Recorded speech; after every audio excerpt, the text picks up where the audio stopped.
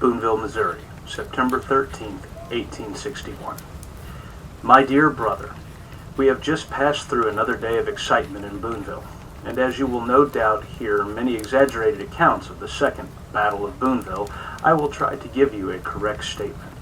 And to begin at the beginning, the Home Guards returned here about 2 weeks ago from Jefferson City, and Captain Epstein ordered a recruiting office to raise a battalion of 500 men. And up to this time, they number about 300. For several days, they have been expecting an attack from the state troops who have been gathering in the adjoining county above here. And on Wednesday, they arrested some of the most prominent citizens: J.W. Harper, R.D. Perry, Reverend Mr. Painter, W.E. Burr, J.W. Draffin, and Dr. Ellis, whom they held as hostages as security against an attack, and went into the entrenchments at the fairgrounds, very formidable works erected by General Lyon when he was here. About sunrise this morning, the state troops made their appearance, 500 in number, commanded by Colonel Brown of Saline. One portion went down the river bank, and the other went round by Tom Nelson's on the other side.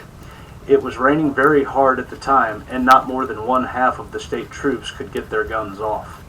After a short skirmish which lasted half an hour, Colonel Brown ordered a charge when he fell mortally wounded.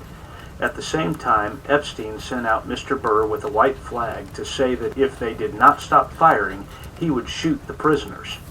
After some parleying, they agreed to suspend hostilities for 7 days, each party retaining a prisoner as a pledge for the faithful performance of the agreement.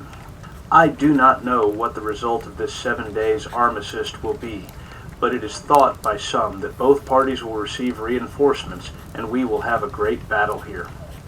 The state troops lost in the fight this morning, 3 killed, 4 mortally wounded, among whom was Colonel Brown and his brother, Captain Brown, and about 15 not dangerously wounded.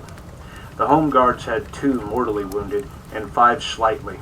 Colonel Brown and his brother have since died, and one of the Home Guards.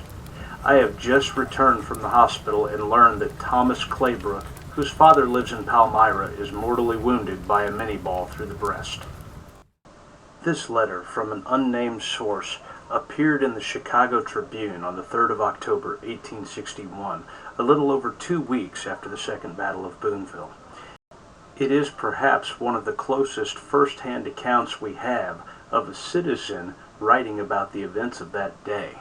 And while it is unfortunate that we cannot as of yet place the individual who wrote the letter, we can glean a couple of interesting things about it. First, there are significant portions of the letter which corroborate information from other sources. The names of the commanders, the weather conditions surrounding the battle, the length of the engagement, as well as the information surrounding the ceasefire in terms of agreement, all corroborate many of the well-known accounts of the battle. The mention of the death of the young man named Tom Claybrook also is relevant, as it matches a story from another source that is not quite so well known about this battle. What is most interesting for the purpose of this video is one of the earlier segments of the letter. Any major account of this battle also mentions the arrest of prominent citizens of Boonville by the commander of the Union Home Guard forces, Major Joseph Epstein. This letter indicates that Joseph Epstein had concern about being attacked for several days. But on Wednesday, September 11th, those suspicions turned into action as Major Epstein ordered his soldiers to go into town and arrest these prominent citizens.